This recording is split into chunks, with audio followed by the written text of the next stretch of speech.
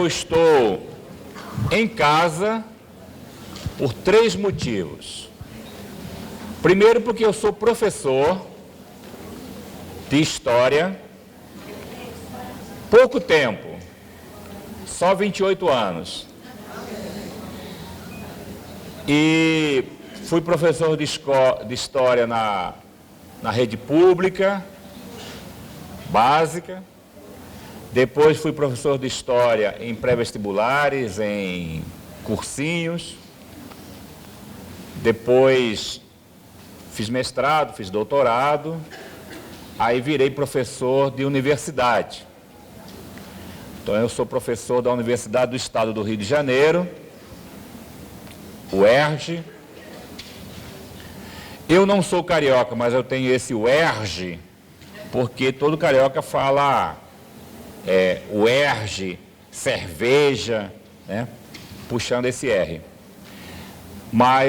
E sou professor da UERJ há quase 2 dezenas de anos e sou professor da Faculdade de Educação, mais conhecidamente como Formação de Professores. Na maioria os cursos de pedagogia, Helder, surgiram como formação de professores, né? Era magistério, depois, após o período Vargas, se tornou curso de formação de professor e depois se tornou curso de pedagogia e se tornou, então, uma formação mais ampla. Pedagogia não é só professor, né? Pedagogia, pedagogo é gestor, é supervisor, é orientador, enfim. Então, sou professor da Faculdade de Pedagogia da UERJ, nós chamamos Faculdade de Educação, porque o curso de Pedagogia da UERJ oferece as licenciaturas para outras graduações, né? Graduações em Biologia, Física, Química, Matemática, Letras. As licenciaturas são feitas na pedagogia, as disciplinas de licenciatura. E então sou professor da UERJ, da Faculdade de Educação, com muita honra e com alguma dificuldade, porque nós temos enfrentado uma crise muito forte da UERJ como universidade pública e da educação pública no Estado do Rio e da política pública no Estado do Rio em geral. E um pouco disso eu vou falar daqui a pouco. Outra felicidade, outro prazer de voltar a Fortaleza é que eu sou um cara que trabalha há alguns anos com o movimento sindical.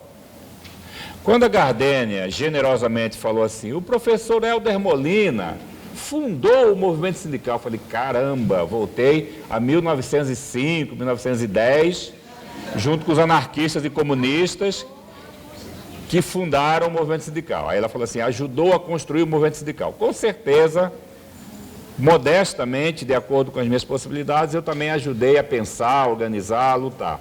Mas eu sou só mais um, né?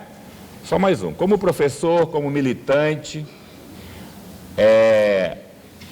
como sujeito que acredita que só a organização coletiva transforma o mundo, transforma a vida, estou nessa estrada, nessa caminhada há alguns anos, né? Desde o movimento estudantil. Eu comecei no movimento estudantil lá nos anos 80, fui de centro acadêmico, fui de DCE, fui da UNE.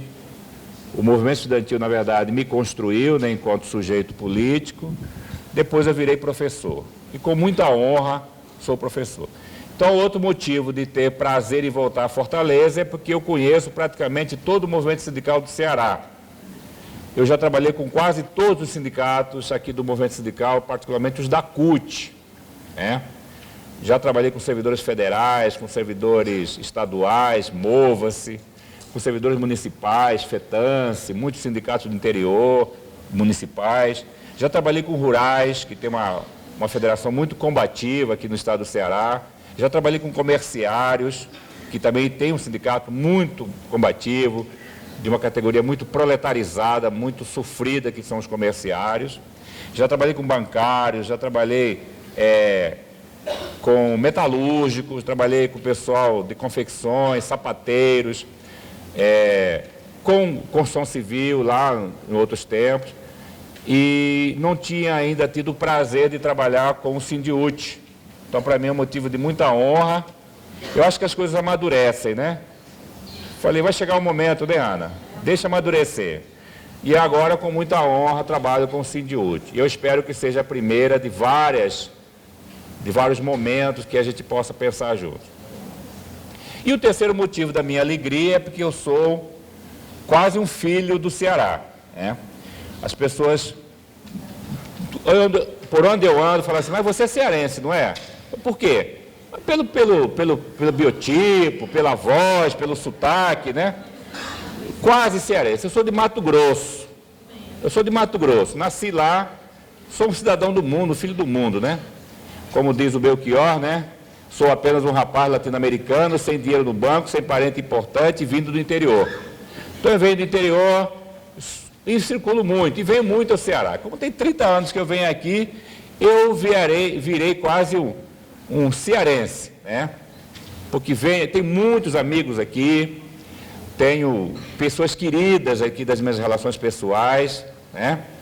Conheço bem Fortaleza, acompanhei as batalhas aqui em Fortaleza, não fisicamente, desde o tempo da Maria Luísa, quando a Maria Luísa foi eleita prefeita em 85, em processo de saída da ditadura militar, Maria Luísa Fontinelli foi eleita, né? Prefeita, primeira vez, uma mulher numa capital importante, de esquerda, e aí vem acompanhando o movimento sindical, a política e a vida do Ceará. Então, muito prazer, uma alegria muito grande. Eu sou um professor, vou falar como professor, né? Sou de universidade, sou de pós-graduação, né? Oriento, doutorado e tal, mas nada disso é mais importante do que esta relação do chão da escola, e é nessa condição que eu venho falar. Nós conversamos, né, antes de fazer a programação, nós vamos fazer o trabalho da seguinte forma. Agora de manhã eu vou fazer uma parte mais expositiva. A gente pode chamar isso de exposição dialogada, né? Quando vocês quiserem perguntar, quiserem colocar questão, levanta a mão, discordar, ou quer complementar, ou quer esclarecer, levanta a mão, a gente interrompe e vocês falam. A ideia não é ficar aqui como cátedra, um catedrático falando e a plateia escutando, é fazer a troca. Então, de manhã vai ser mais ou menos isso. Aí a gente vai lá almoçar, comida gostosa, né? Um hotel muito bonito, confortável, vocês merecem, aliás, vocês merecem porque vocês é que pagam isso aqui, vocês é que são donos do sindicato, né? E da finança do sindicato, vocês pagam, e vocês contribuem, vocês são filiados, vocês participam, então vocês merecem coisa boa, não é isso? Um hotel confortável, uma cadeira confortável, que vocês possam sentar, isso nós merecemos, a classe trabalhadora merece isso, trabalha para isso. De tarde a gente vai fazer um trabalho mais interativo, nós vamos ter que, como nós estamos numa conjuntura, Helder, de muitas tarefas, muitas lutas, a gente aprendeu, né, que não existe teoria sem prática, e não existe prática sem teoria, e não existe teoria e prática sem movimento. Se não tiver movimento, não tem teoria e prática. A teoria fica estática se não tiver movimento e não tiver prática. A prática fica vazia se não tiver movimento e não tiver teoria que seja combustível, que sustente, né? Então, a teoria, a prática e o movimento andam juntos. Então, nós vamos fazer uma parte mais teórico-política, de entender os temas. De tarde, a gente vai fazer uma parte mais prática. A gente vai tentar organizar aqui 4 ou 5 grandes grupos, 6 grupos, depois a gente explica como é que funciona. 6 grupos, vocês vão conversar com um roteiro prévio, e esse roteiro prévio vocês vão conversar um pouco entre vocês, trocar ideias, todo mundo vai ter oportunidade de falar, porque aqui nesse auditório grande não dá para todo mundo falar. Não tem condições de todo mundo falar. Então, talvez no grupo, as pessoas possam falar mais. E aí vão conversar em torno de um roteiro e elaborar, a partir desse roteiro, algumas tarefas, algumas agendas de trabalho, para a gente tocar a prática, em movimento. Depois a gente vai voltar, vai ter 1 hora mais ou menos de conversa, 40 minutos, 50 minutos, o tempo que der para conversar, volta, sai dos grupos, vem para o plenário.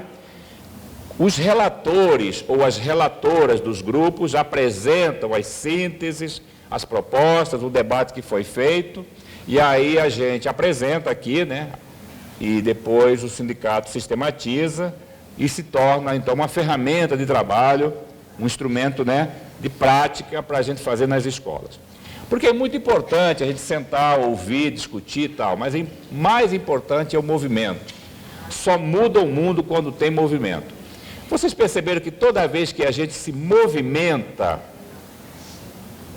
a outra classe, ou os governos, que na maioria das vezes são representantes de outra classe, se assustam?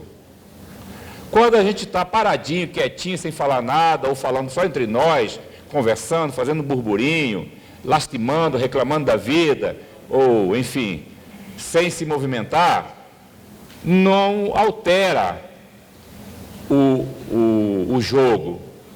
Como diz a música do Skank, né? Bola na trave não altera o placar. Tem que marcar gol. E marcar gol é movimento. Quando a gente põe o bloco na rua, quando a gente se movimenta coletivamente, a gente altera a regra do jogo. A gente altera a correlação de força. A classe trabalhadora só conquistou direitos quando ela se movimentou. Nós vamos falar um pouco disso hoje. E aí apresenta as sínteses, organiza um pouco o que nós vamos fazer, as principais tarefas da conjuntura, e aí nós vamos para casa e descansar, e amanhã tem batalha de novo, né? Trabalhar cedinho, porque a nossa vida é essa. Ana Cristina e Gardênia, nós conversamos muito, e foi sugerido que nós abordássemos alguns temas que é muito presente, são muito necessários para compreender o tempo de hoje. O tempo de hoje. Então, nós vamos fazer uma discussão sobre Estado, políticas públicas, direitos sociais e participação política. É um encadeamento, Para material didático, eu preparei um pequeno texto, está na mão de vocês, é só olhar na mochila, na pastinha, na bolsa. Tem uma apostilazinha com essa imagem muito bonita do Paulo Freire. Não se pode falar em educação sem amor. Essa flor bem bonitinha aqui, vermelha, né? Então, essa apostilazinha, nós não vamos ler a apostila aqui no auditório. Didaticamente, seria ideal ler em grupo, mas não teremos tempo. Vai ficar, então, a apostila. Uns chamam de apostila, outros chamam de caderno, outros chamam de cartilha, né? Mas não gosto muito do termo cartilha, né? Mas esse caderninho aí fica como sugestão de leitura em casa. E eu tenho certeza que vocês vão ler. Na escola também, com os companheiros. Isso, exatamente. O ideal, viu? Aí eu vou provocar vocês. O ideal é que a gente pegasse esse caderninho, tem 7, 8 páginas, né? E eles são bem conceituais, são textos curtos, não são textos longos. O ideal seria a gente reproduzir nas escolas, tirar xerox, passar para os colegas, colocar no mural ali da sala do professor, colocar no corredor, pelo menos assim a página aberta, né? Na escola que tiver possibilidade disso, porque esse material, ele é para acesso público, ele é para as pessoas lerem. A gente lê, mas é principalmente para a gente multiplicar, passar para os colegas que não vieram, né? E depois aqui tem um roteiro aqui que a gente fez, com umas questões-chave, que a gente vai só seguir, mas o fundamental é a leitura desse material. Para a tarde, a gente vai ter um ponto daí desse material que nós vamos ler em grupo. Então, à tarde, a gente vai trabalhar com um pequeno roteiro que está aí nas últimas páginas para o grupo. Mas agora de manhã a gente não vai ler aqui. Eventualmente, queridos e queridas, vocês podem consultar o caderninho à medida que eu estou falando, né? Mas pode ler depois. A gente faz um momento agora da escuta, das anotações, que é importante anotar, não é? A nota deve ter um bloquinho de papel, uma agenda, um caderninho, se não tiver a gente arruma, para vocês escreverem. Questões mais importantes da fala. E o bloquinho está aí na bolsa, deve ter caneta, se quiser anotar no verso da própria apostila, anota, né? Mas é bom preservar a apostila para depois, se tiver que reproduzir, passar adiante. Certo? Pode ser? Então vamos lá. Sim, tem um roteiro aqui. Eu preparei um roteiro maior, mas é pouco tempo. A gente pegou só questões chaves, tá? Quando a gente fala Estado, vocês entendem o quê? Quando eu falo a palavra Estado, vocês entendem o quê?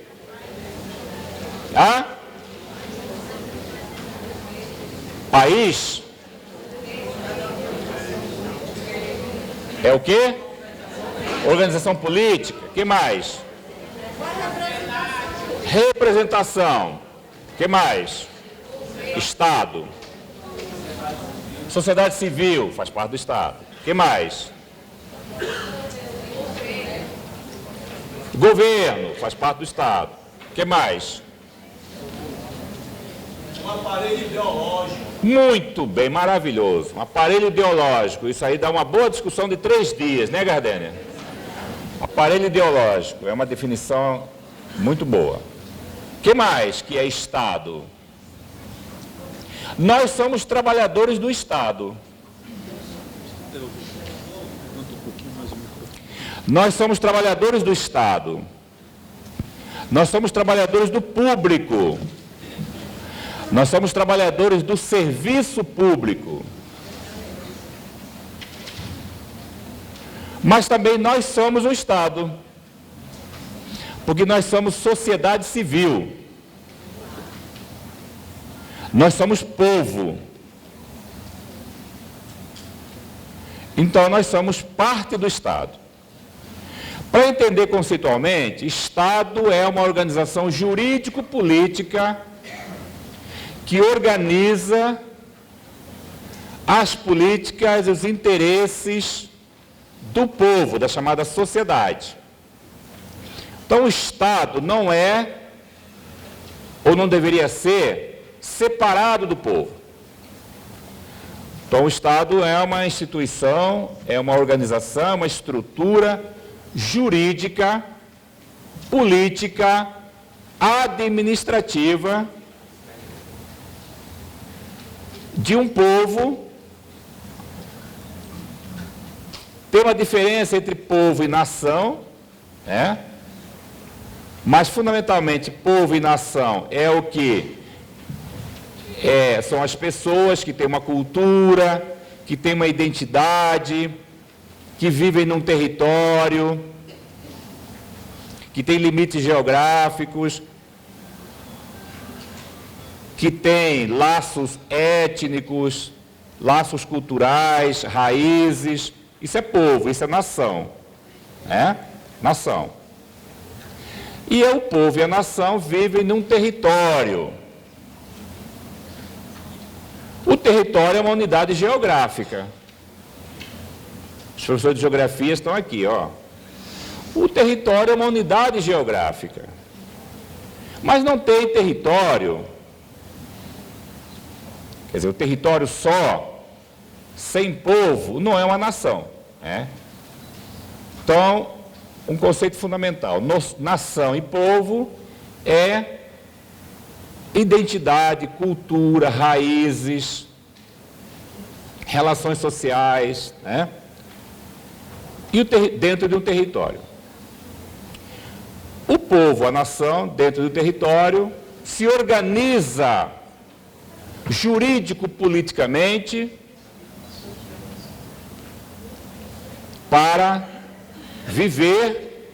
Isso é o Estado. Grosso modo, isso. O Estado não é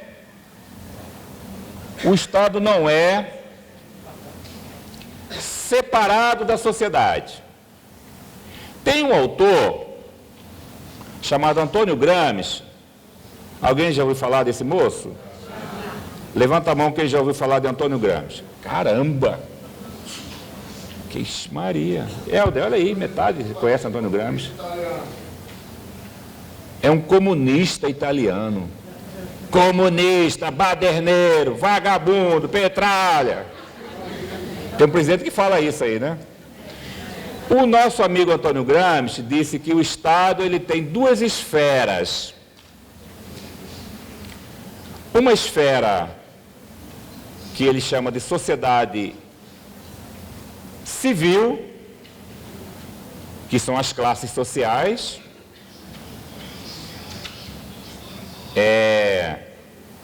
As classes sociais, depois a gente vai falar um pouco o que é isso. Então, as classes sociais é a sociedade civil. Então, é o povo. O povo não é homogêneo. O povo não é homogêneo, o povo é heterogêneo. Quer dizer, todo mundo que, principalmente os burgueses, né, falam de povo como se fosse tudo igual. Na verdade, tem classes sociais, tem diferenciações econômicas, diferenciações políticas, diferenciações culturais, né? Então não é homogêneo assim. Mas a sociedade civil, então, é o povo, as classes sociais. Quais são as duas classes fundamentais que nós conhecemos? Para tirar 10 na prova. Tem os donos dos meios de produção e tem os donos da força de trabalho. O que são os donos dos meios de produção? São aqueles que têm o capital, as propriedades privadas, as grandes propriedades privadas, bancos, indústria, grandes fazendas, têm os meios de produção nas suas mãos, inclusive tem em suas mãos a força de trabalho que é comprada da outra classe. Então, a força de trabalho nas mãos dos donos do meio de produção, que é o trabalhador, o salário que ele paga, ele se torna, de certa forma, proprietário também da força de trabalho que ele compra, não é? E a outra classe é a classe que vive do trabalho. A classe que vive do trabalho não é só a classe que está empregada. A classe que vive do trabalho é toda aquela que precisa trabalhar para sobreviver. Estando empregada, privado ou público, ou estando desempregada. Então, como classe trabalhadora ou classe que vive do trabalho, classe que tem a força de trabalho para vender no capitalismo, pode ser o informal, o camelô, o menino que está no tráfico, o desempregado, o precarizado, o terceirizado, o concursado, o servidor público terceirizado, os trabalhadores em geral do setor privado, seja ele com carteira de trabalho, seja ele com contrato informal, ou seja ele apenas de bico, vendendo a hora de trabalho, todos esses pertencem à classe que vive do trabalho. Então, sociologicamente, a gente diz que tem duas classes fundamentais. Aquela que vive do trabalho, estando empregada ou não, e aquela que tem os meios de produção. Como são donos dos meios de produção, são proprietários privados dos meios de produção, eles podem também comprar a força de trabalho, que no capitalismo é comprada através do salário. O servidor público tem um trabalho diferenciado. Ele não trabalha para um patrão privado. Ele trabalha para o Estado, ele é trabalhador do Estado, ele trabalha para a sociedade. Não é isso? Então, as classes sociais fundamentais, aqueles que têm os meios de produção e aqueles que vivem da força de trabalho, ou que têm a força de trabalho. Então, vocês já escutaram, já falaram muito isso, né? Os burgueses, os capitalistas. Lá no Rio de Janeiro a galera fala os tubarões, né? Os poderosos, né? Esses são os burgueses, são a classe dominante que tem a propriedade privada. E os pobres, os trabalhadores, que na sua maioria são pobres, né?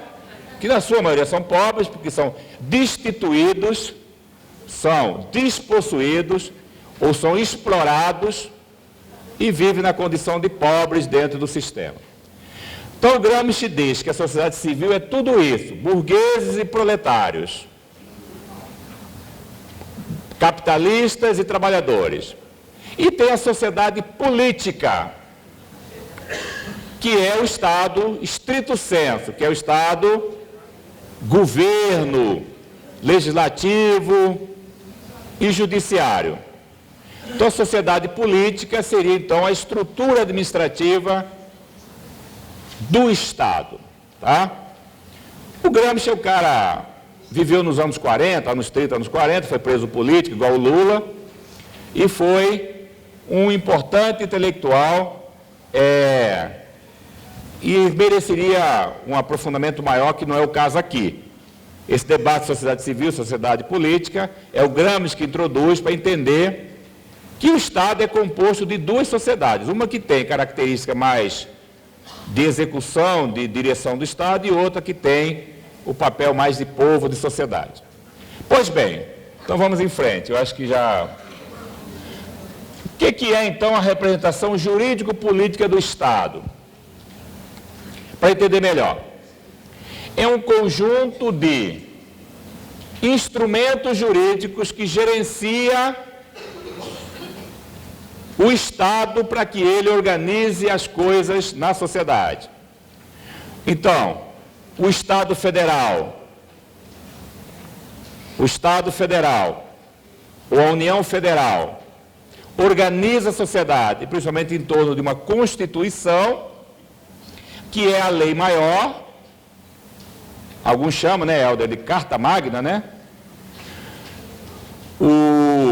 Então, a lei maior que organiza o Estado em nível federal. Né? Federal. Aí alguém poderia falar assim, professor, mas por que federal? Porque vem de federação.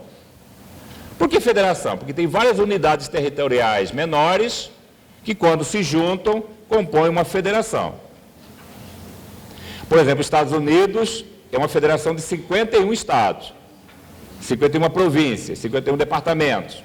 Brasil, nós temos 27 unidades federativas e o Distrito Federal. Então, é a federação e as unidades territoriais que compõem essa federação.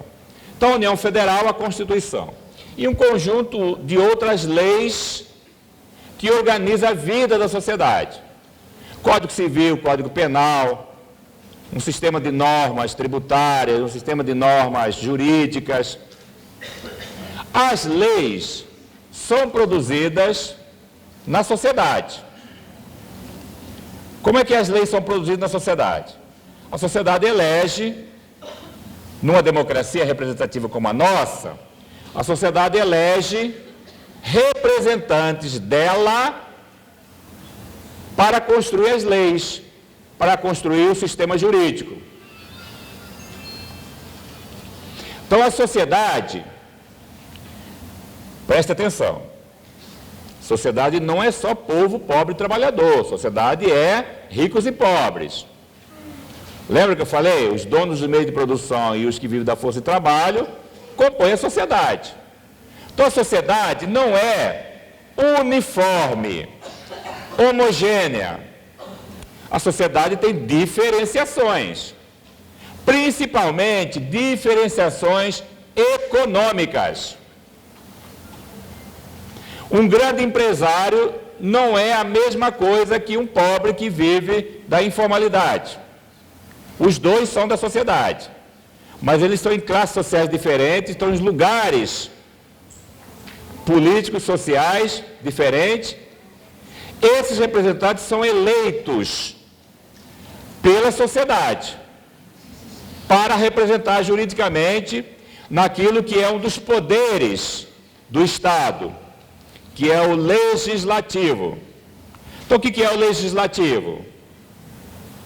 Como o nome já diz, dentro do Estado, um dos poderes que vem da sociedade, eleito pela sociedade, é o legislativo. Desdobrando para o município, qual é o poder legislativo? Vereadores, Câmara Municipal. Ana Cristina falou agora há pouco, se não ocupar a Câmara, se não fazer barulho, não tem audiência, não escuta, eles não escutam a gente. Então o legislativo faz o papel de poder legislativo, quer dizer, a Câmara faz o papel de poder legislativo no município. Todos os municípios têm uma Câmara Municipal, é o Legislativo Municipal. No Estado, por exemplo, Ceará, qual é o legislativo do Estado do Ceará? Da unidade territorial chamada Ceará? Assembleia Legislativa. Todo mundo sabia disso? Então vamos lá repetir junto. No Estado, quem é? Show de bola. Agora mais uma. Professor é assim, né? Mais uma para ganhar 10. Assembleia Legislativa do Estado do Ceará. É o poder da unidade territorial chamada Ceará, que antigamente era S-I-A-R-A, Ceará, lá no tempo da colonização. Depois o Helder Nogueira explica por que Ceará e depois mudou para Ceará. Então, a unidade territorial Ceará tem o legislativo, que é a Assembleia Legislativa do Ceará, que por sua vez tem os seus representantes também eleitos pela sociedade. Então o povo do Ceará vota para eleger os representantes do legislativo da unidade territorial chamada Ceará, que é a Assembleia Legislativa. E os municípios, as suas unidades municipais. E a nível federal, qual é?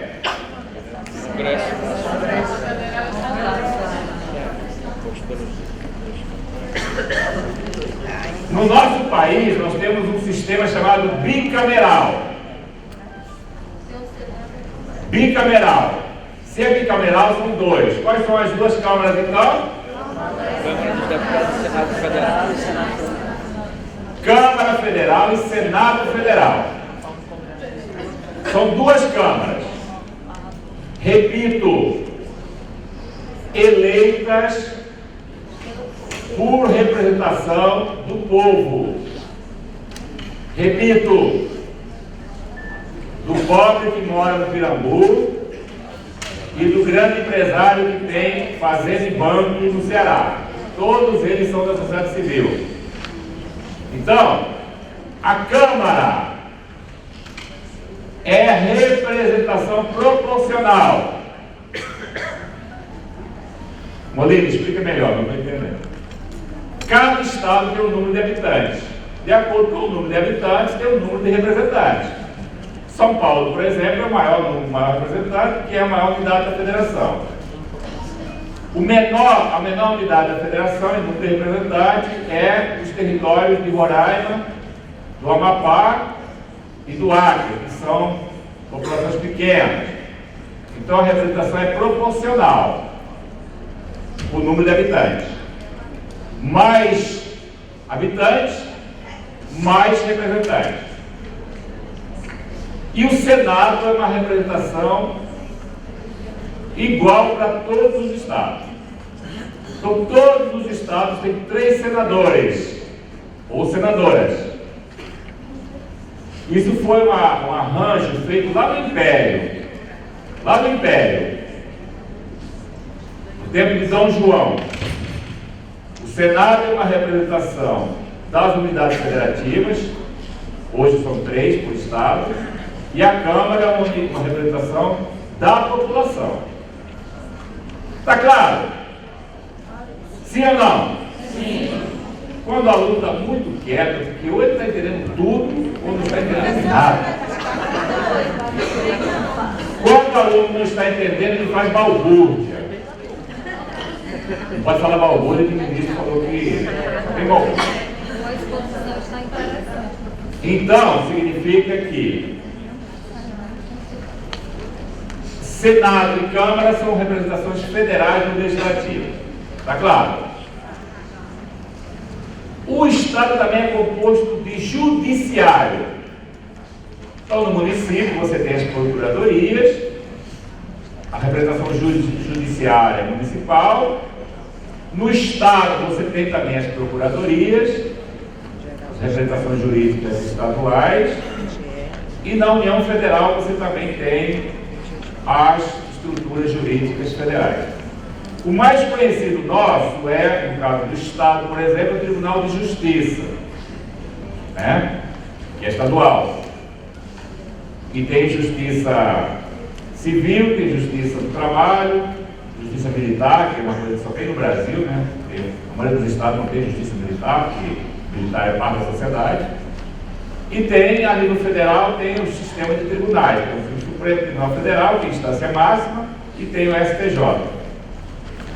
Na Constituição de 88 foi dito que o Supremo Tribunal Federal ele é guardião da Constituição. Então ele é o Tribunal Constitucional. Acho que ele esqueceu isso. Pois é. O Supremo Tribunal Federal é guardião da Constituição, protege a Constituição, porque a Constituição é feita pelo povo, para preservar direitos do povo. Então, o Supremo Tribunal Federal deveria ser, você falou muito bem, deveria ser guardião da Constituição que é feita pelo povo, através de seus representantes. O STJ é um sistema de justiça, né, abaixo do Supremo Tribunal Federal. Tem no município as procuradorias, tem o Ministério Público. O que é o Ministério Público? É a representação da sociedade perante o Estado. Como assim? Quando eu quero reclamar alguma coisa, eu procuro o Ministério Público. Aí ele reclama ao Estado aquilo que a sociedade pede. Vamos supor, por exemplo, que o Conselho Tutelar. O Conselho Tutelar é um órgão fiscalizador dos direitos da criança e adolescente. O Conselho Tutelar, ele não tem poder de polícia, mas ele pode acionar o Ministério Público para que o Estado faça cumprir o direito que é da criança. Ou que o Estado não está cumprindo, ou que a família não está cumprindo, porque a criança, depois do ECA, é sujeito de direito. E aí o Ministério Público aciona a Justiça para fazer o Estado cumprir. Tá certo? Depois, não precisa fazer direito para entender isso. É só ler um pouco mais, que essas coisas estão muito disponíveis para conhecer. Por fim, aqui eu falei, LDB, por exemplo, a LDB, nós somos um país, nós somos uma federação. A LDB é uma legislação que organiza o sistema educacional nosso. Da LDB veio os fundos, o Plano Nacional de Educação, que por sua vez desdobra em planos estaduais de educação, que por sua vez desdobra em planos municipais de educação. O ECA, que é uma legislação federal. Até 1988 a criança não tinha direitos, a criança era propriedade do pai e da mãe. A partir de 88, a criança pertence ao pai e à mãe, mas ela é um sujeito de direito que o Estado tem que garantir o direito dela. Foi a Constituição de 88 que mandou criar o ECA, Estatuto da Criança e Adolescente. Pode passar. Já falei essa parte, pode passar. Ok. Pergunta antes. Pode. Sim. Você falou sobre o STF, que é o guardião da Constituição. Agora a pergunta é a seguinte: quando um projeto de lei vai para a CCJ, e aí o relator entende, eu acho que ele entende o entendimento dele, e diz que aquela proposta é constitucional. O STF, ele não poderia escrever, sabe? Ele entende que aquilo ali é constitucional, aquela proposta. Então o relator passa para frente, não é? Ninguém faz nada. Muito bom. Queridos, vou contar um segredinho para vocês. Tá. Querido, vou contar um segredinho para vocês. Todas, talvez vocês não saibam. Eu tinha um professor que falava assim: vou contar um segredo, não conta para ninguém. Mas eu vou fazer diferente. Vou contar um segredo, eu quero que vocês contem para todo mundo. Fala para todo mundo. As decisões jurídicas não são apenas jurídicas, elas são políticas. Certo? Lula foi condenado sem crime, portanto sem prova, por um tribunal jurídico. Todos nós sabemos agora que foi uma decisão política. Todo mundo sabe disso, né? Sim, foi uma decisão política. A grande maioria sabe. Tem gente que não sabe ainda. E não compreendeu. Mas é um processo, isso é um tempo. Nem todo mundo compreende as coisas no tempo exato. Vocês compreendem que vocês estão aqui. Vocês têm um sindicato que luta, um sindicato que organiza, um sindicato que forma. Vocês têm uma escola que discute. Vocês são categoria consciente, são professores, são formadores de opinião. Vocês são intelectuais, aquilo que o Grande chama de intelectuais. Mas nem todo mundo compreende isso. É um processo. Por isso que a educação, por isso que a cidadania, o exercício do direito é fundamental. Do direito. Então a decisão do judiciário é uma decisão política que obedece aos interesses políticos. Por exemplo, quando Lula ia ser condenado, Lula foi condenado, não tinha crime, tinha convicções. O tribunal regional nem leu o processo. Eram 60 mil folhas de papel, um pacotão de papel desse tamanho. Os 3 juízes do TRF4 leram. Mentira, não leram. Em uma semana, e elaboraram um parecer concordado com tudo que o juiz de primeira instância tinha decidido. Há uma lei federal constitucional que diz que qualquer pessoa só poderá ser presa quando tem trânsito em julgado. O que é trânsito em julgado? Passou por todas as instâncias, inclusive para o Supremo, que é o Tribunal de Recurso. Célere, de maneira acelerada, se condenou e prendeu para que não disputasse a eleição, por exemplo. Porque se sabia que se disputasse a eleição poderia ganhar. Não é? Eu digo assim, poderia ficar no campo das hipóteses. Não sabemos, é o processo que diz. Processo político. E aí depois o próprio tribunal mandou, um outro tribunal mandou que a empresa dona do imóvel vendesse o imóvel para pagar uma dívida. Ora, se o imóvel, que foi o motivo da condenação, pertencia à empresa e o juiz mandou vender o imóvel, logo o imóvel pertence à empresa e não a quem foi preso. Foi dito depois que o ato jurídico de primeira instância, o próprio juiz escreveu no processo que não tinha a ver com o dinheiro da Petrobras.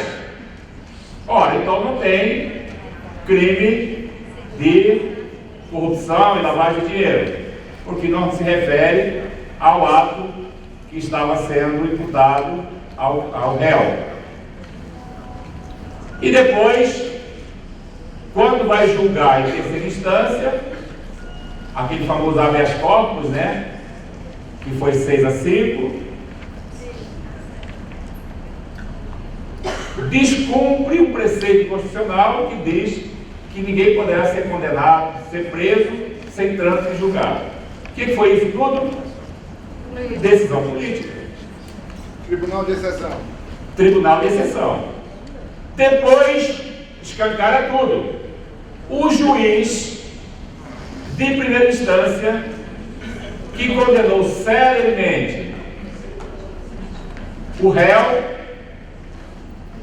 faz campanha e se torna ministro do presidente que ganhou as eleições, que foi ganha basicamente porque o outro candidato não pôde disputar as eleições.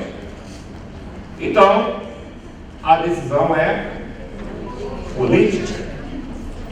Ora, o Supremo Tribunal Federal se reúne com o Presidente da República e o Presidente da Câmara. O Supremo Tribunal Federal, o Presidente da Câmara, que é o Legislativo, e o Presidente da República se reúnem para discutir receita de bolo, horóscopo, fazer uma avaliação da rodada do Campeonato Brasileiro, como é que está o Fortaleza, como é que está o Ceará. Aliás, parabéns, Fortaleza.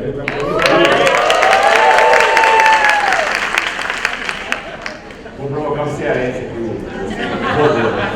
Ceará também. Parabéns ao Bozão, campeão.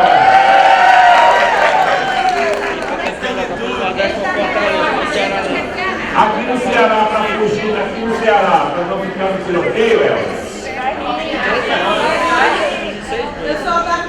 Tem o Ferrinho também, cadê o Ferrinho? Não é Ferrinho não, rapaz, não é Ferrão não. Aqui no Ceará, para não ficar no tiroteio, eu escolhi torcer pro Itapipoca. Tem alguém de Itapipoca aqui? Então meu time do Ceará é Itapipoca. Então os três ministros, as três autoridades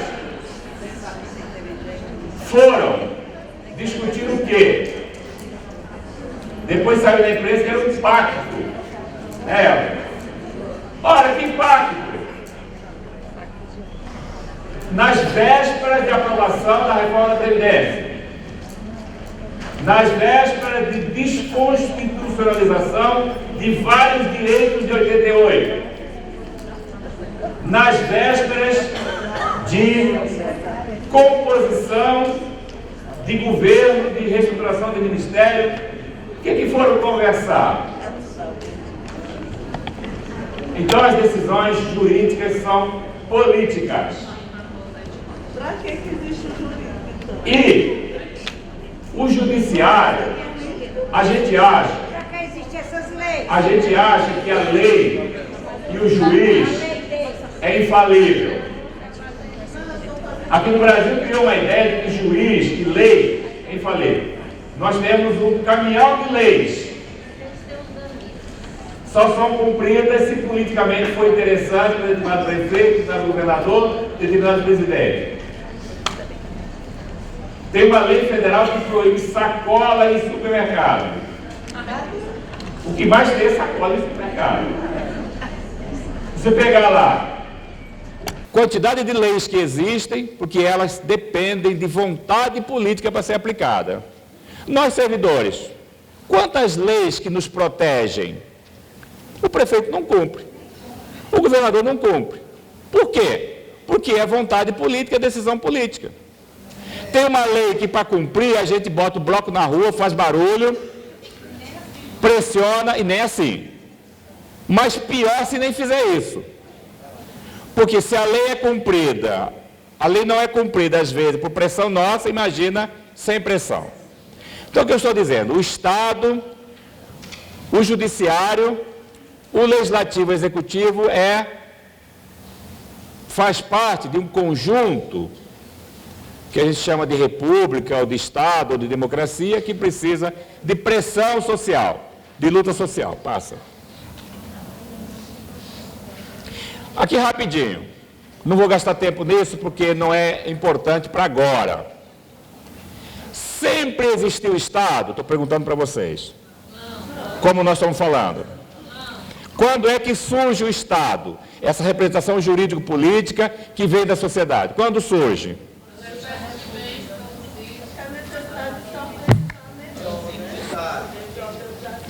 Muito bem. Lá na pré-história, os homens das cavernas tinham Estado? Quando eles organizam o território para coleta, para caça, define tarefas, burocracia, estrutura de funcionamento daquela cultura tribal, tem Estado ali? Tem um Estado incipiente, sem leis escritas, mas tem códigos, tem costumes, não é? O que é a tradição? É a obediência aos costumes. Então, este código de costumes, de convivência, gera uma norma jurídica que não está escrita. Mamãe fala um monte de coisa para nós. A gente obedece. Lá na casa da gente não tem um decreto-lei, uma constituição pregada na geladeira dizendo tem que fazer isso, isso, isso.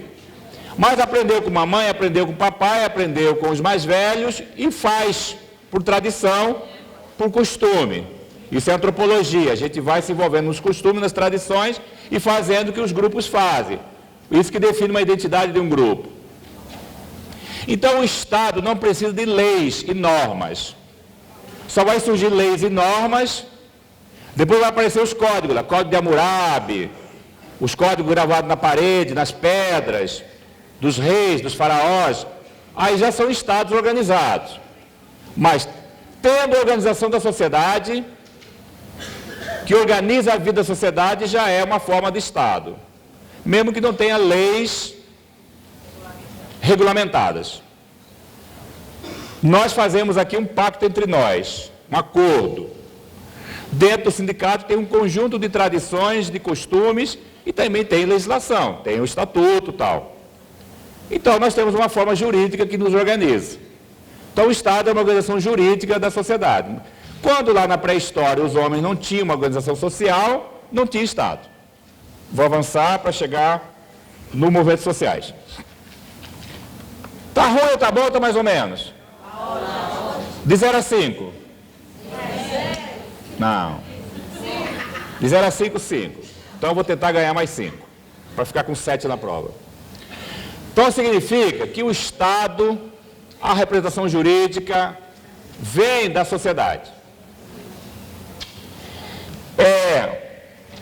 E tem um debate sociológico, que não é o caso muito importante aqui, o Helder, que vai fazer doutorado agora, em ciência política, né, vai estudar isso bastante. Tem autores que dizem assim, só tem Estado se tiver organização jurídica definida, consensuada, escrita. Tem outros que dizem assim, o próprio costume, a própria relação é o Estado. Tem outros que dizem assim, uma sociedade pode viver sem Estado. Tem inclusive um autor, Pierre Castres, que diz assim, sociedade contra o Estado. As sociedades tribais, elas têm um Estado. O cacique é o chefe do Estado. O pajé é o diretor cultural, espiritual, né? Chefe religioso. Então, tem o Estado. Todos os índios pequenininhos vão cumprindo aquelas definições pelo costume e pela tradição. Em alguma aldeia, tem na parede da aldeia, da oca, uma constituição da oca, a lei tem que cumprir isso, aquilo, não está escrito, mas está consensuado, tá certo? E às vezes é consensuado, às vezes é na borduna. Então o Gramsci também, que é um cara que eu gosto muito, o Gramsci diz assim, o Estado faz cumprir sua vontade, às vezes contra a sociedade, ora convencendo e ora reprimindo. Então o Gramsci diz assim, o Estado tem um instrumento de coerção e um instrumento de consenso. Me cita um instrumento de coerção que o Estado tem contra a sociedade. Polícia. A polícia é o principal instrumento de coerção que o Estado tem quando a sua vontade não é obedecida pela sociedade, ou entendida, com aspas, pela sociedade. Mas a dominação do Estado se dá pela polícia, pelas forças armadas, pela repressão, mas se dá principalmente por outros instrumentos, que são os instrumentos de convencimento, de consenso. Me cita aí 3 instrumentos de consenso, de convencimento, que o Estado usa na sociedade. Propaganda, mídia, televisão, rádio, jornal, escola, igrejas. A escola é o principal instrumento de construção de um consenso dominante. Portanto, o currículo, teve uma pessoa que falou aqui, o Estado é aparelho ideológico. O currículo não é neutro. O livro didático não é neutro, a sala de aula não é neutra, a pedagogia não é neutra, a metodologia não é neutra. Não tem nada neutro. Porque quem escreveu não era neutro. Quando eu adoto um livro e não adoto outro, eu estou fazendo escolha. Durante os governos progressistas, os livros didáticos foram uns. O que o Bolsonaro fez? Vou recolher esses livros e vou mandar fazer outras diretrizes para o livro didático. O que ele está fazendo? Colocando a visão do Estado que está agora sobre um aparelho de hegemonia que é a escola. Quando o ministro da Educação fala assim, ó, representante sindical, diretor, professor, funcionário não pode fazer campanha dizendo de greve geral. O que ele está definindo? Um papel da escola que é do pensamento único, pensamento autoritário, que não permite o debate, que não permite a expressão. Então não é neutro. Quando o ministro da Educação corta na canetada 40% do orçamento de verbas de manutenção das universidades, o que ele está fazendo? Asfixiando economicamente para promover uma política deste Estado contra o público. Quando ele diz que a universidade só faz balbúrdia, que a escola só faz balbúrdia, que o professor não dá aula, só faz balbúrdia, qual é a posição? Uma posição ideológica, de colocar a sociedade contra a escola, de colocar a sociedade contra o professor. Quando ele diz que o professor tem muito direito, que o professor tem 2 férias por ano, que é uma mentira, que o professor tem a aposentadoria menor que os outros, quando ele coloca uma série de questões que a sociedade não conhece, ele está disputando a hegemonia, ele está convencendo a sociedade sobre o seu projeto. Nas eleições presidenciais, a maioria das igrejas evangélicas, os pastores fizeram campanha aberta para um candidato que defendia um conjunto de valores contra homossexuais, contra a mulher participar de política, contra o conceito de família, contra tal ideologia de gênero, que não pode falar de gênero, de sexo, de educação sexual nas escolas. O que o ministro está fazendo? O que a propaganda está fazendo? O que os pastores estão fazendo? Política. Estão produzindo uma cultura, uma ideologia de convencimento, que não precisa do porrete. Então, queridos, ora os governos usam, ora o Estado usa porrete, cacetete, mas principalmente usa do convencimento. As famílias são instrumento de coerção, instrumento de convencimento.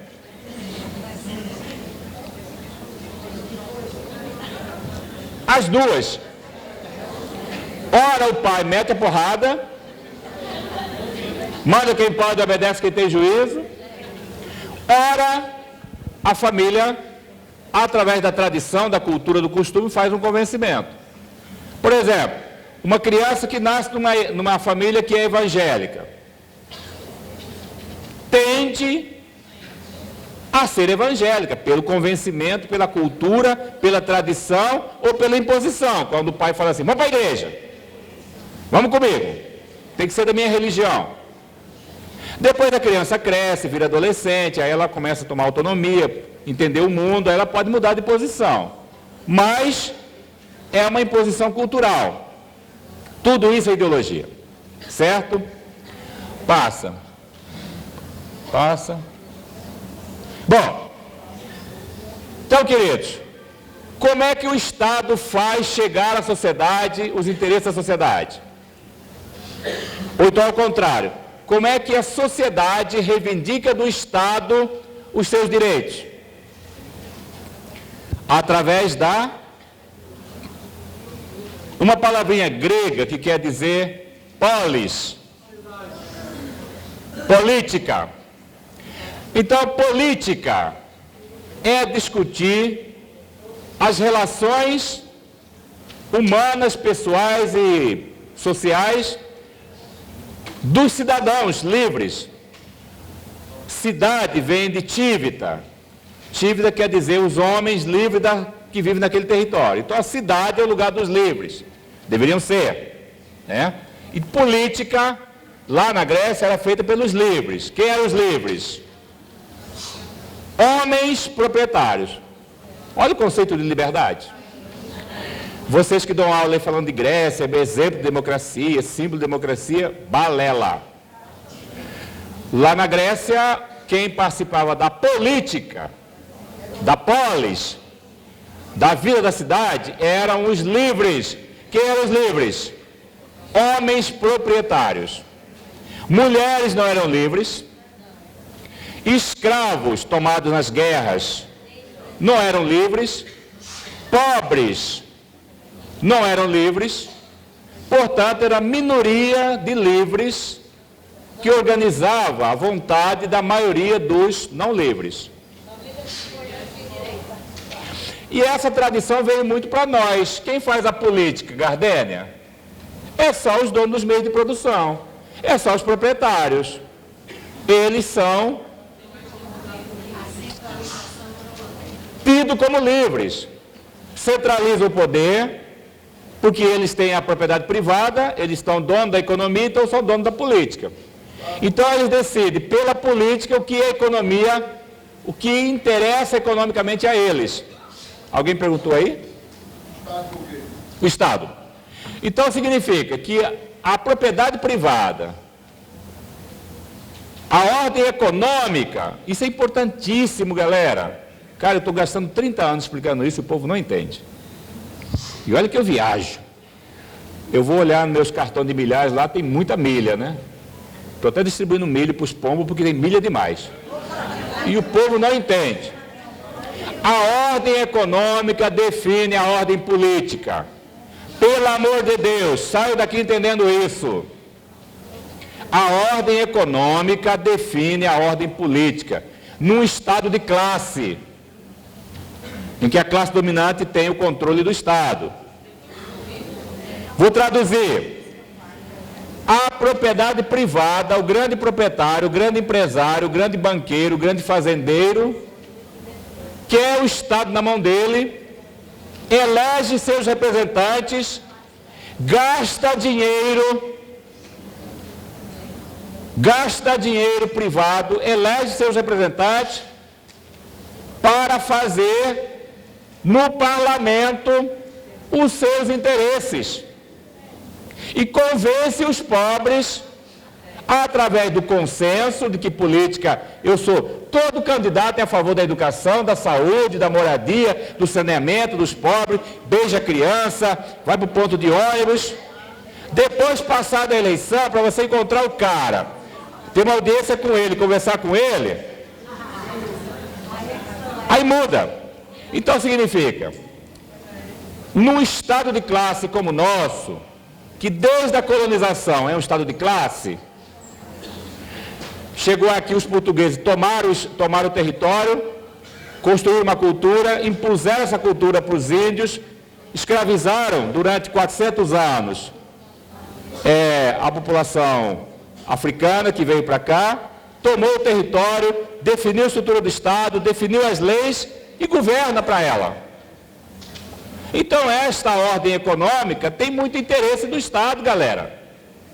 E é por isso que os empresários gostam de política.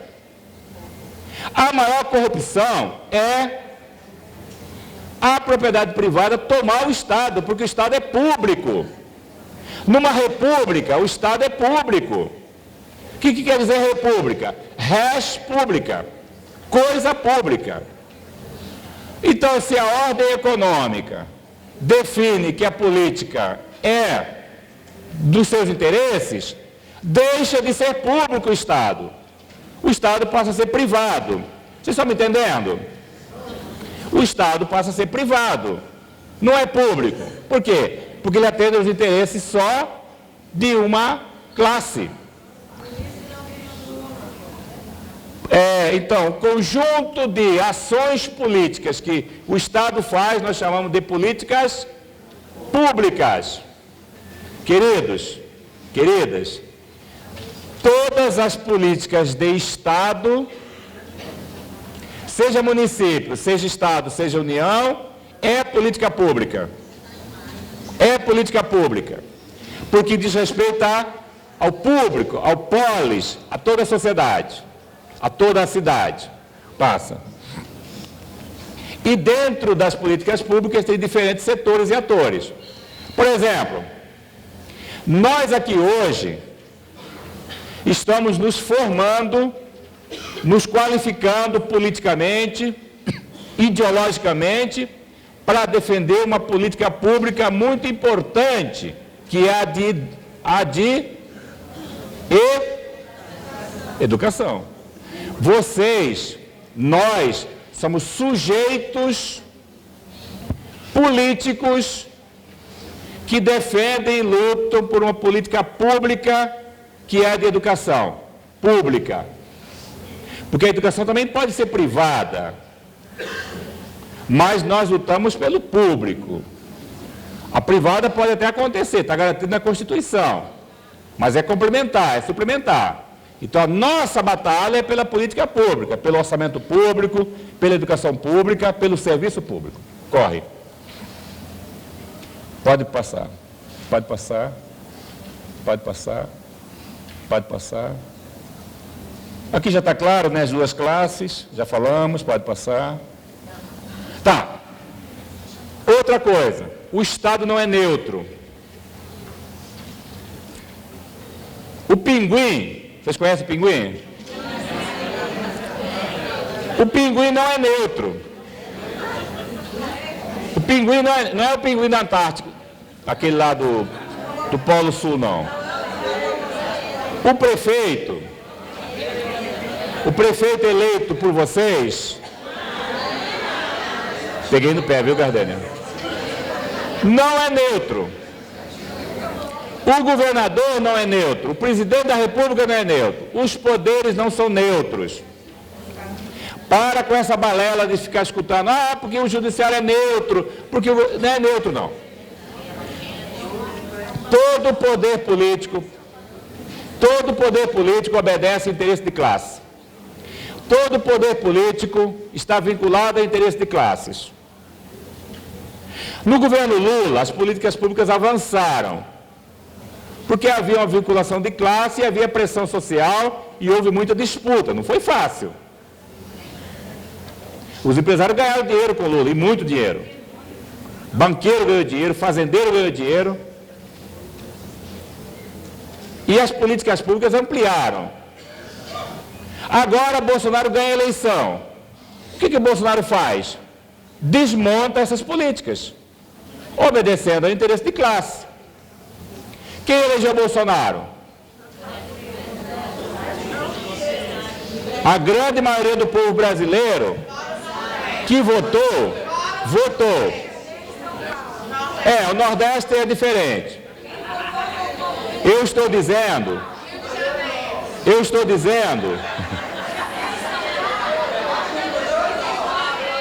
olha, o Nordeste é aquele cinturão vermelho, né? Mas o Nordeste também não está imune. O Nordeste também não está imune. Aqui em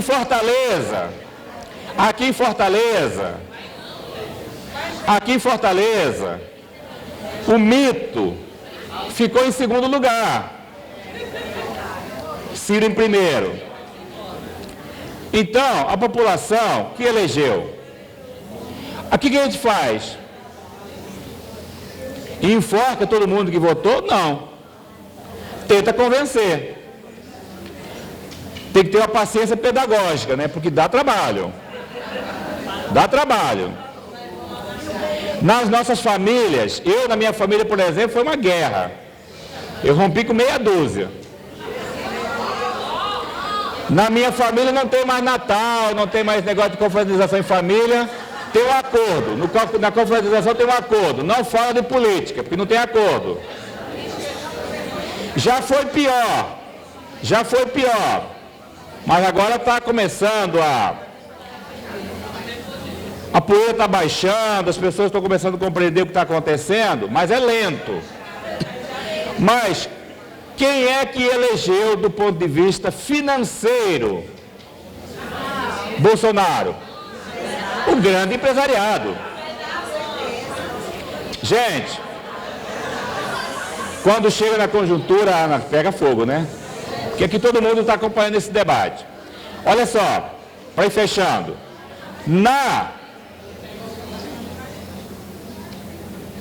Nas eleições, grande parte da população é aquilo que a gente chama de massa de manobra, porque não acompanha o debate político, não gosta de política em geral, não acompanha o debate político, não vincula os seus direitos à política, não vincula as suas reivindicações à política e vota e no dia seguinte esqueceu. Se você perguntar a grande parte da população que está na rua agora em Fortaleza, votou em quem para vereador, para deputado estadual, para senador, sei lá, não sei, não interessa, não vale nada. Assinou um cheque em branco. Agora, quem é que tinha interesse de tomar o Estado nas suas mãos? O Estado brasileiro. O grande empresariado internacional, o grande empresariado brasileiro, aquilo que o Helder, que estava aqui, ele foi embora, chamou de a direita internacional, os conservadores em geral, assustados com LGBT, negro, mulheres, sindicalista, política, tudo isso assusta os conservadores. Sabe o que assusta os conservadores? É quando as pessoas se politizam, as pessoas tomam dono do seu destino, as pessoas começam a pensar, as pessoas começam a falar, as pessoas começam a questionar.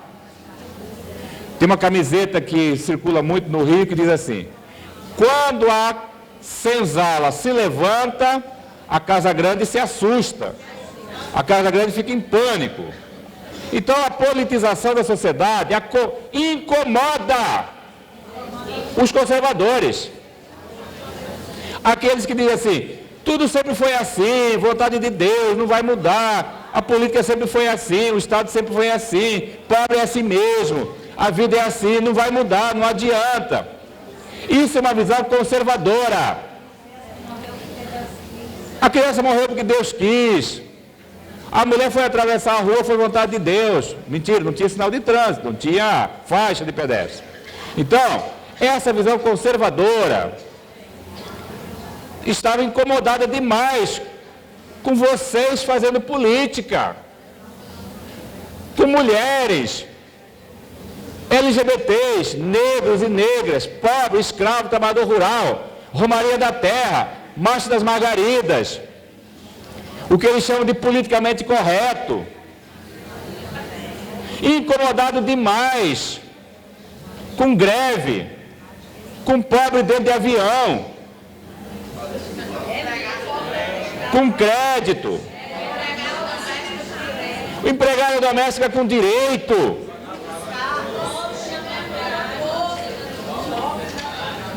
Vai abrir para pergunta agorinha, tá bom? Aí vocês vão fazer pergunta. Vou fechar aqui, senão eu vou até meio-dia. Pobres com direitos, aí vou abrir pergunta. Guarda a pergunta. Pobres com direitos. Cara, empregada doméstica no Brasil era tido como escrava de um país que teve 400 anos de escravidão. Gardênia, 400 anos de escravidão. O que é a empregada doméstica? É o exemplo mais acabado da escrava, da serva.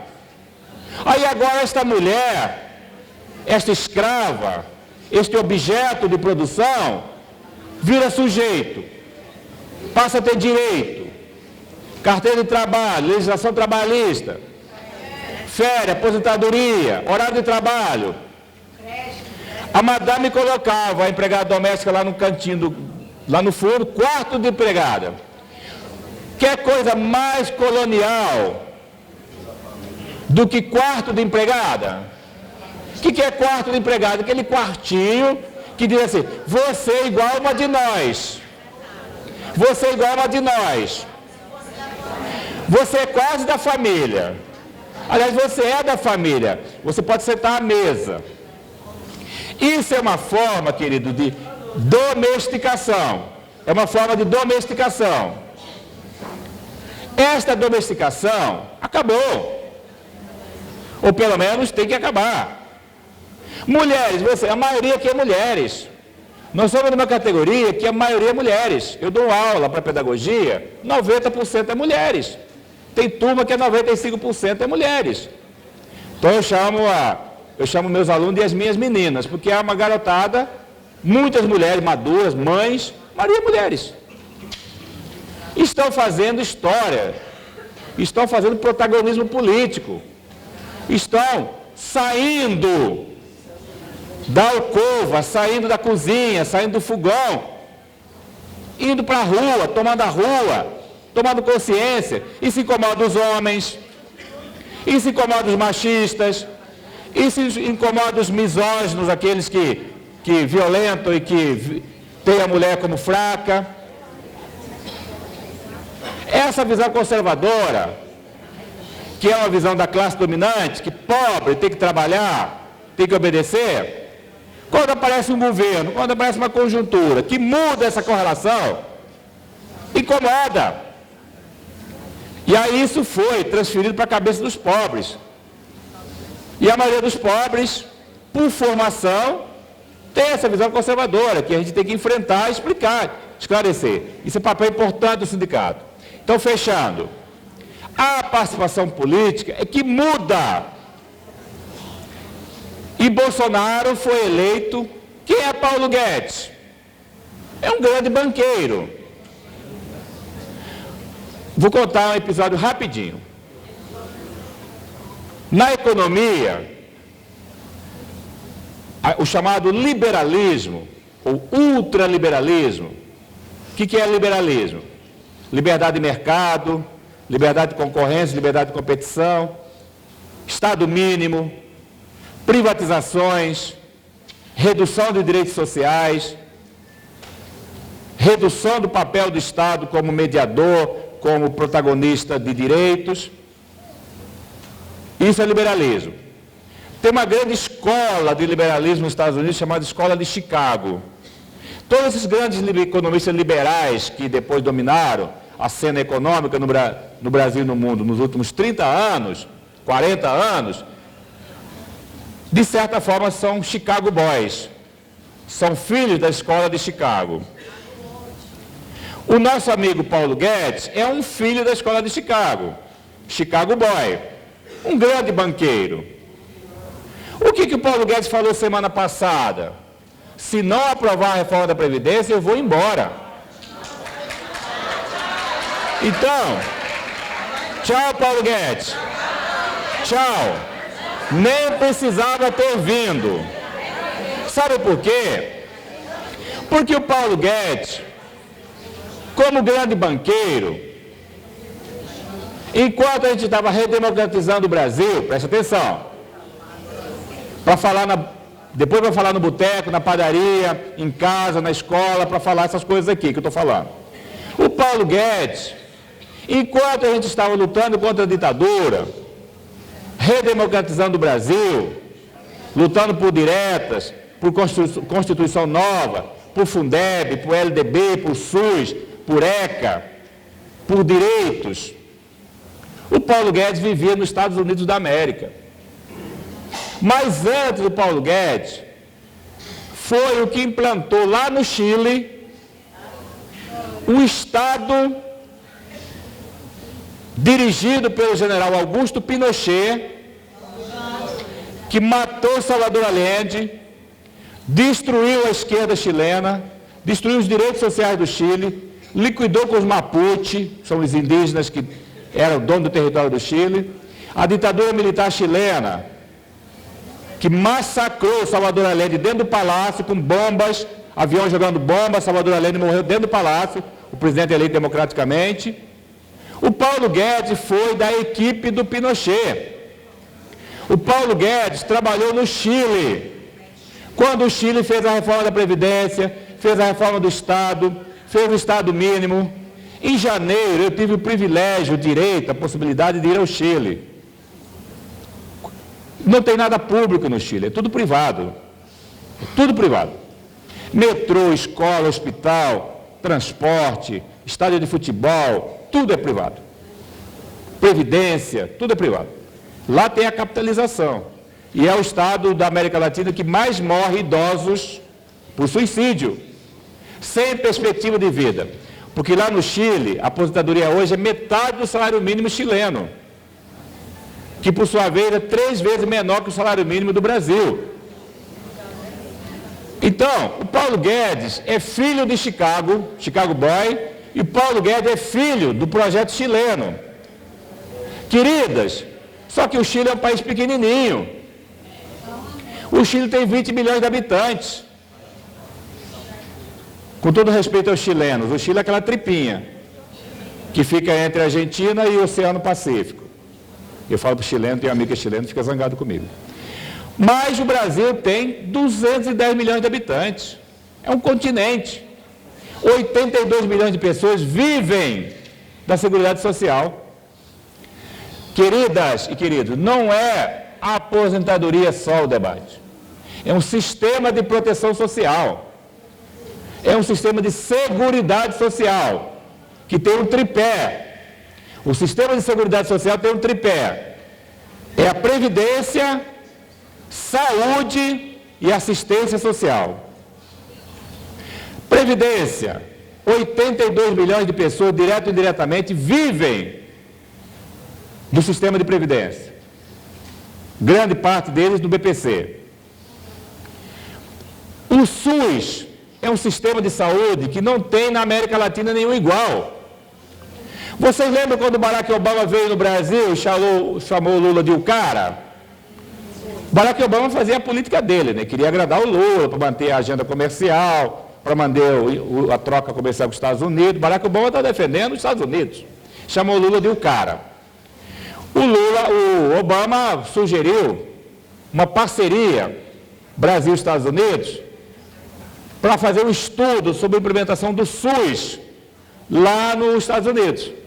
Não deu certo, porque lá o sistema privado, as seguradoras financeiras, o sistema privado não, e é majoritário, tem o controle dessas políticas.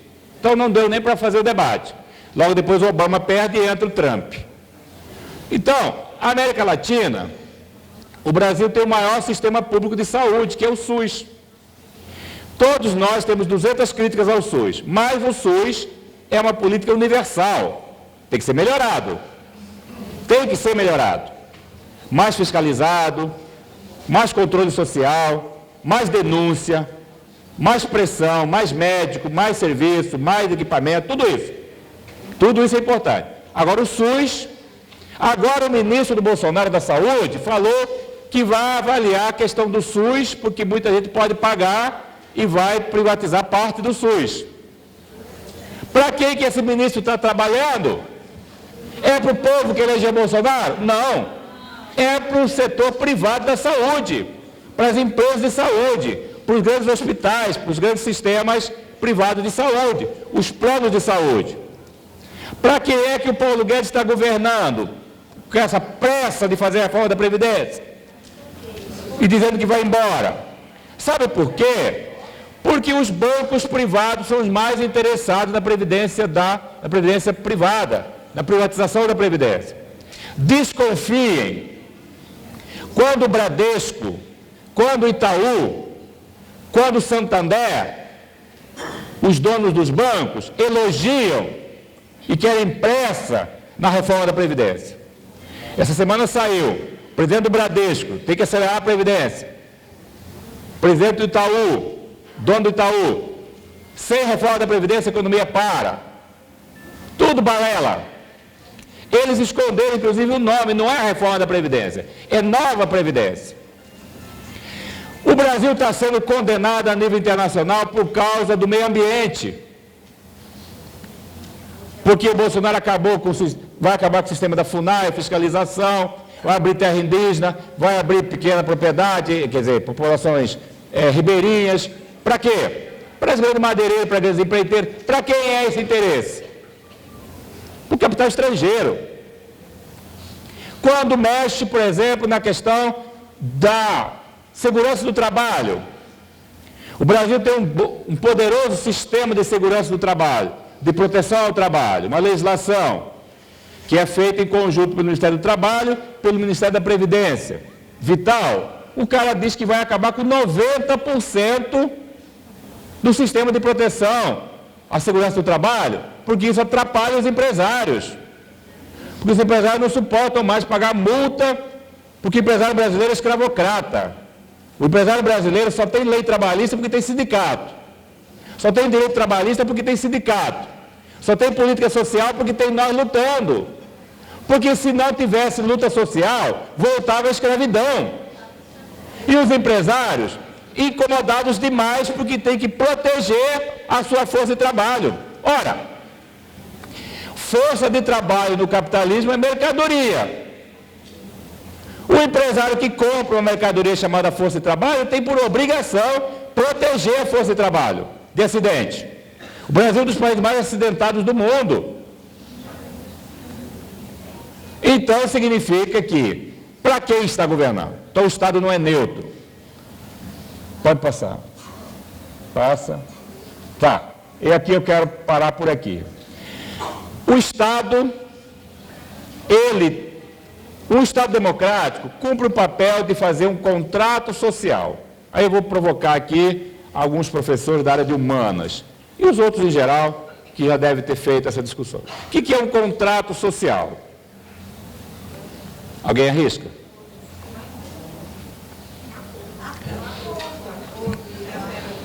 Tem um autor francês chamado Jean-Jacques Rousseau, que viveu lá no século XVIII, tem um livro dele, clássico, Rousseau, O Contrato Social. O que é que ele fala? O Estado é o mediador, um colchão mediador dos conflitos sociais. E o Estado tem que ser o patrocinador de um contrato social. O que é um contrato social? Um acordo entre as classes para que não haja tanta desigualdade. Pode ter desigualdade, porque o Estado capitalista tem desigualdade. Mas não tenha tanta desigualdade, tão poucos ricos e tantos pobres. No Brasil, Cardênia, é escandaloso, 6% da população controla 80% do território. O Brasil é um absurdo, que vem da escravidão. O Brasil tem a 7ª economia capitalista do mundo, o Brasil tem o 7º PIB. E já teve o 5º. Em 2010, no governo Lula, o Brasil cresceu 12%, o PIB nosso foi o 5º do mundo. Agora voltamos a ser o 7º.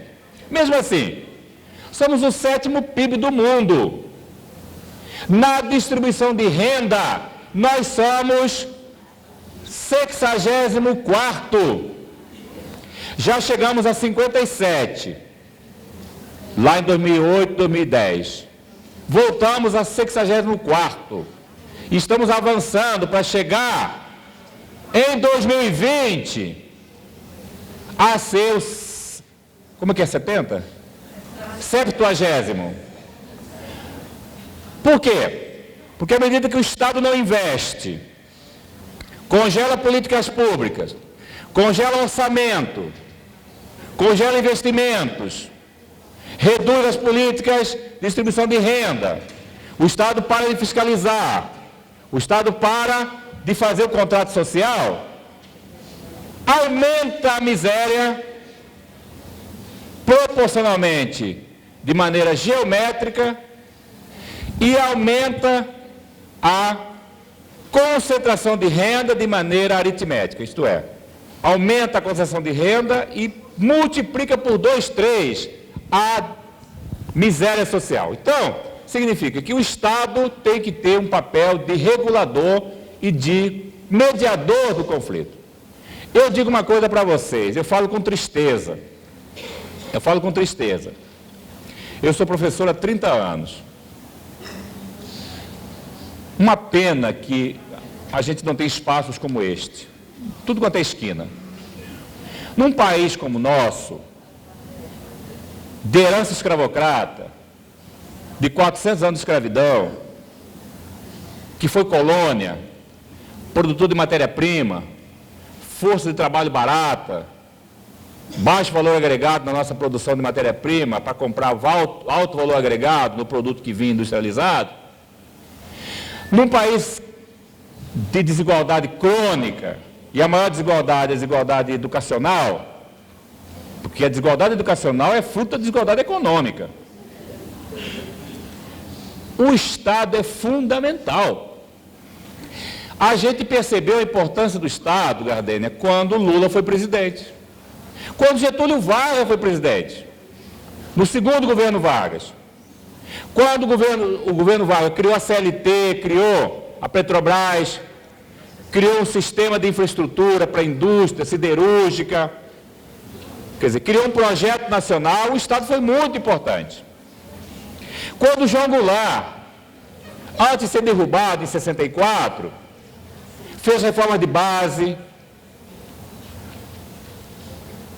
estava crescendo a classe média, estimulou a indústria, falou pela primeira vez no tema da reforma agrária que ninguém falava. O Estado é importante. Por isso que João Goulart foi derrubado. O João Goulart foi derrubado porque mudou o papel do Estado e porque taxou o capital estrangeiro. Não deixou o capital estrangeiro embora do Brasil, levando tudo. Foi a lei da remessa de lucro. Falou assim, o dinheiro multinacional pode vir. Multinacional pode vir. Mas o dinheiro ganho aqui fica aqui. Não vai para fora. Logo depois, os Estados Unidos organizou a derrubada do João Goulart, porque mexeu na taxação de capital estrangeiro. E aqui no Brasil, recentemente, alguns baixos países, os fascistas, os amigos, eles nunca lá mas nós é que o Lula comprou, a Dilma comprou, mandando dinheiro para os países comunistas. Isso é o grande cara da dominação que eles usam para acabar com o mundo. Isso é demais. Eu acho que nós não devemos muito de governo pela nossa frente, nem para uma organização de coisas. E por que está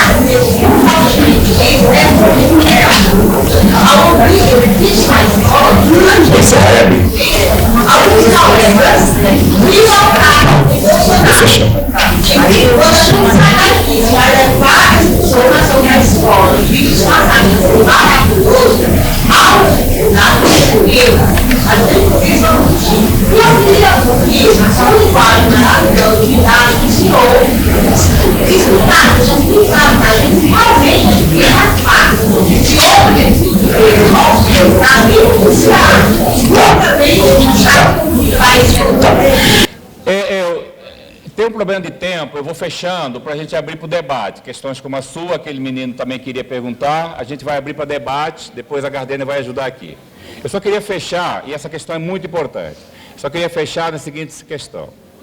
Dentro do meu raciocínio, eu vou voltar à sua questão de se teve desvio ou não. Passa aqui do slide. Passa. Eu quero ver o que falta aqui para eu... Tá. Então eu vou voltar a isso no debate, tá? Mas eu quero terminar esse raciocínio para depois abrir para as questões. Já sei que tem uns 4 ou 5 que levantou a mão, para não ficar sem debate. Então, vamos lá. Essas heranças no Brasil, como eu falei, o Estado é importante. Por quê? Nós temos uma enorme desigualdade econômica que é fruto das heranças escravocratas, da propriedade privada nas mãos de poucos e a maioria pobre. Porque desde a colônia o Estado foi privatizado. Lá na colônia, no Império, na República, com raras exceções na história da República, segundo o governo Vargas, um pedacinho do João Goulart foi 1 ano e pouco, e o período Lula, primeiro e segundo governo, particularmente, segundo governo Dilma não conseguiu governar, praticamente a situação econômica mundial já estava difícil. Concentração da propriedade privada, a propriedade privada da terra é escandalosa. Nós temos no Brasil 6 famílias que controlam a renda de 142 milhões de pessoas. Isso é dado da Oxfam. Entra no site OXFAM, Oxfam. 6 famílias têm a riqueza de 142 milhões de pessoas. 142 milhões de pessoas têm a renda de 6 famílias de grandes empresários. E esses caras são um deles é o dono da Ambev. E outro é a família Marinho, que é dono da Globo, que colonizou nossa cabeça. Então, herança da desigualdade econômica, da concentração de renda, é a desigualdade social. Isso é um produto, uma balança, galera, uma balança. Se tem aqui desse lado concentração econômica, que provoca uma grande desigualdade econômica, o outro lado da balança vai ser uma pobreza generalizada. Então o pobre, o favelado, o menino do tráfico, o cheirador de crack, o morador de rua, é produto dessa desigualdade. Nós temos uma tradição no Brasil de grande violência de classe. O que é violência? Violência mesmo. No Brasil é o país que mais se mata mulheres. Fruto do machismo patriarcal, colonialista, que construiu-se no Brasil. Esse debate do Neymar com a garota que transou com ele lá é um bom debate, porque mostra o tamanho da nossa misoginia, do nosso preconceito, da nossa visão sobre a mulher. Eu nem entro em rede social, porque 90% condena a mulher como vagabunda. E não é nem provas, não precisa nem prova. A convicção, a mulher, por definição, quando vai se encontrar com o homem, é vagabunda. O homem, quando vai atrás da mulher, é o pegador. E a mulher é a vagabunda. Então, essa é uma cultura. É o país que mais mata a mulher. Só perdemos para alguns países do mundo árabe. Nós somos o 5º país do mundo que mais... Presta atenção. É o 5º país do mundo que mais mata mulheres. E é violência doméstica. É violência doméstica. O homem se sente proprietário da mulher. O macho se sente proprietário da mulher. Porque tem macho e tem homem, né? Nós somos o país campeão mundial. Não é mundo árabe, não. Não é mundo árabe. Nós somos o país campeão mundial em homofobia. Aqui no Brasil, homossexual ou é doente, tem que ser curado, ou é um vagabundo, preguiçoso, desvio de conduta, tem que levar a surra. Bolsonaro falou assim, filho meu, é o seguinte, se parecer com esse negócio de desmunhecar, eu dou uma surra logo, que resolve. Nós somos o país que mais mata dirigentes sindicais, liderança de trabalhadores. Nós temos na ONU, na OIT, centenas de denúncias de mulheres, trabalhadores, lideranças que são assassinadas, que não são punidas, fazendeiros que matam sem terra, que matam trabalhador rural, violência contra negros e negras. Não é à toa, escravidão. Escravidão deixou marcas profundas. Vocês viram lá no Rio? O exército deu 256 tiros. Não foi 80 não, foi 256 tiros. A perícia mostrou depois. 253 tiros, por quê? Porque passava um negro num carro, e negro num carro bonito é suspeito. Ele era um músico importante lá no Rio de Janeiro, mas era um negro. E foi metralhado. E o que o Tribunal Militar disse? Lamento muito, mas foi um acidente. Foram inocentados. Os negros morrem nas favelas do Rio e não sai no jornal. Outro dia morreu um cantor famoso aí de acidente aéreo, né? Um dia inteiro a televisão falando. Não estou dizendo nada que não tem que falar. Um dia inteiro falando. Mas os pobres morrem todos os dias. E são só dados estatísticos. Então, Nós temos um processo histórico de marginalização das mulheres,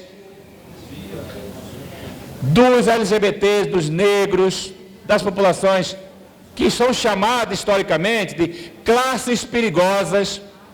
Vocês aqui, nós aqui hoje, somos tidos pelo conservadorismo como classe perigosa. Por que perigosa? Porque nós causamos perigo à ordem. Nós causamos perigo à dominação. Quando a gente se politiza, a gente toma consciência, é perigo. Escravo na rua é perigo. Mulher na rua é perigo. Passeata é perigo. Vestir vermelho é perigo. Passar um dia no hotel fazendo formação é perigo. O prefeito está preocupadíssimo hoje com vocês o dia inteiro aqui fazendo balbúrdia. Porque é perigoso para a ordem dominante. Chegava às 6 horas da tarde na escravidão, fechava as casas. Nas sociedades coloniais, quando chegava às 6 horas, não tinha luz elétrica, fechava as casas todinha. Todo mundo ia para dentro de casa rezar, comer a sopa. Por quê? Porque a hora que os escravos iam para a rua, recolher o lixo, tambor de merda, né, que era o tambor de fezes, por isso que escravo é chamado de enfesado, porque derramava fezes no corpo, e quem é zangado é enfesado, não tem enfesado aqui não, né? Então, por isso, é classe perigosa. Passa. Vamos ver se perdi alguma coisa. Bom, então, desigualdade, violência, o Estado sempre foi proprietário de uma classe, uma elite contra o povo, direitos sociais negados, direito trabalhista negado, já discuti muito isso. Aqui no Brasil só teve CLT porque teve anarquista, porque teve comunista, porque teve levante operário, greve geral. Não foi Vargas que deu a CLT não, foi conquista social. E tanto é que toda vez que a gente recua, eles atacam a legislação trabalhista. O que Michel Temer mais fez? Reforma da CLT, terceirização, precarização. O que o Bolsonaro está fazendo? Acabou com o Ministério do Trabalho, acabou com a fiscalização, acabou com o papel do Estado de garantir a lei trabalhista. Pegou o Ministério do Trabalho e colocou na mão do Moro. Quem é o Moro? Então veja bem o papel que o Estado executa. Passa. Passa. Passa. Passa. Bom, chegamos. Então todas as questões que nós estamos abordando dependem de participação política. Queridos, vamos abrir para um debate agora. De nada vale, talvez de tudo que eu falei, o mais importante seja agora. De nada vale saber tudo isso, se não lutar para mudar as coisas. Eu sempre digo, nas minhas palestras, nos meus cursos, só a luta muda a vida. Nenhum direito veio conquistado sem luta. E mais, só a luta muda a vida. Nenhum direito foi conquistado com luta. Nenhuma legislação, já foi dito aqui que legislação é produto da política, portanto o jurídico é produto da disputa política, da luta política, da pressão política. A legislação avança quando tem mais movimentos coletivos. A legislação recua quando diminui os movimentos coletivos. Quando a gente luta, avança os direitos. Quando a gente recua, diminui os direitos. Portanto, a participação social, a participação política é fundamental.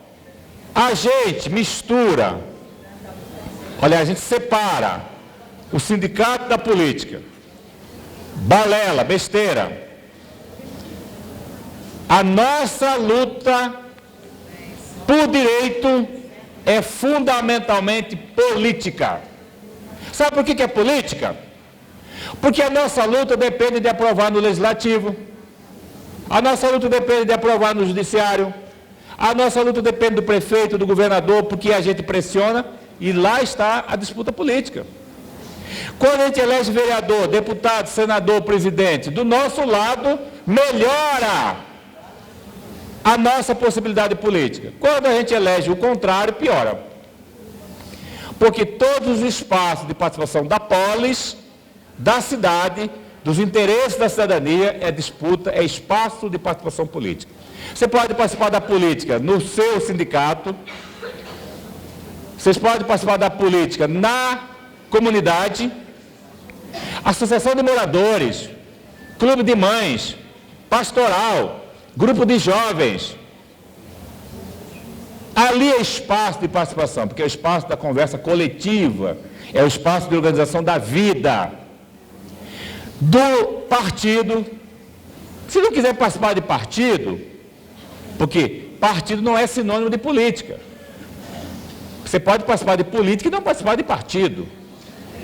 Partido é uma forma de participação política. Agora pode participar de outras formas. Na comunidade, na igreja. E nas audiências públicas é participação política. Passeata na rua é participação política. Aquela música que cantou aqui, né, do parou, parou, parou, é participação política. Vir hoje aqui é participação política. Ir para a escola, conversar com os colegas é participação política. Conversar com os pais, com as mães, com os parentes, com os amigos, é participação política. Quando você vê um aposentado sendo agredido na rua, você age, é participação política. Quando você vê uma criança abandonada sendo agredida no seu direito, você age, não fica quieto, se levanta, é participação política. Quando você vê um mendigo, quando você vê um morador, quando você vê uma pessoa sendo agredida, é participação política. Então, é discutir o interesse coletivo, o interesse da sociedade, o interesse da cidadania.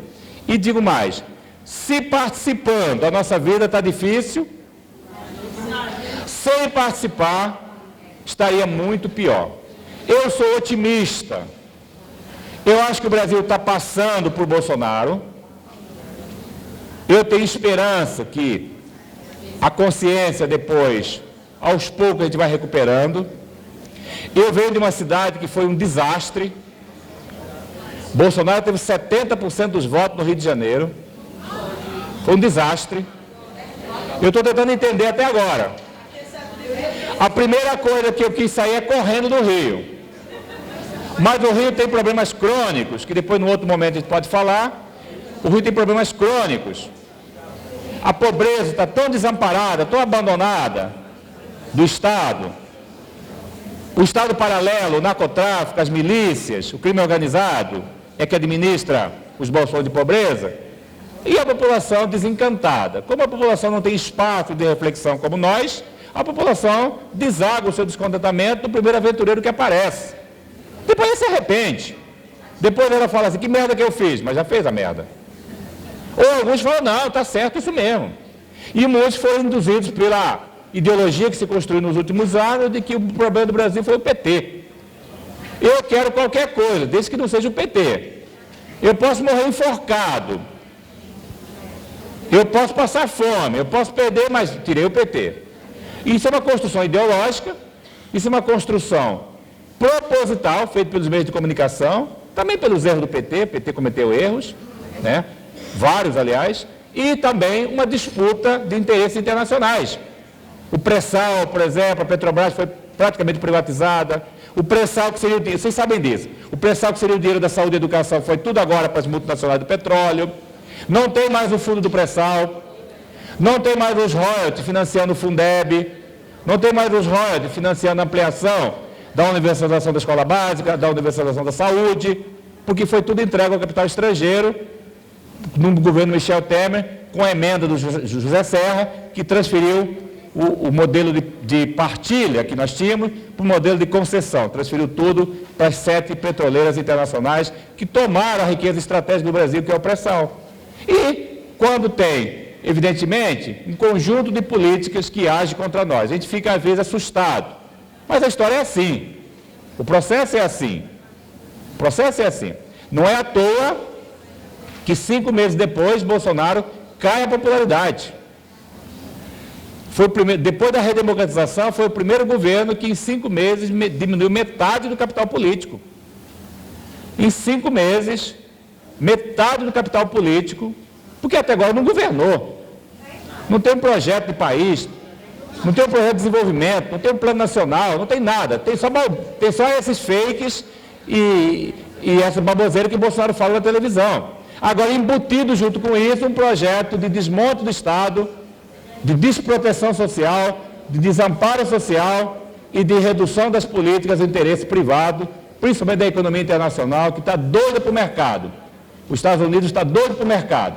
Os Estados Unidos volta a controlar a América Latina, que foi sempre seu quintal, tem um governo dócil, tem um governo que a primeira coisa que fez, depois da eleição, tomar posse, foi visitar os Estados Unidos, lamber as botas, dizer para o Trump, ó, ganhamos, e agora, comandante, o que a gente faz no Brasil?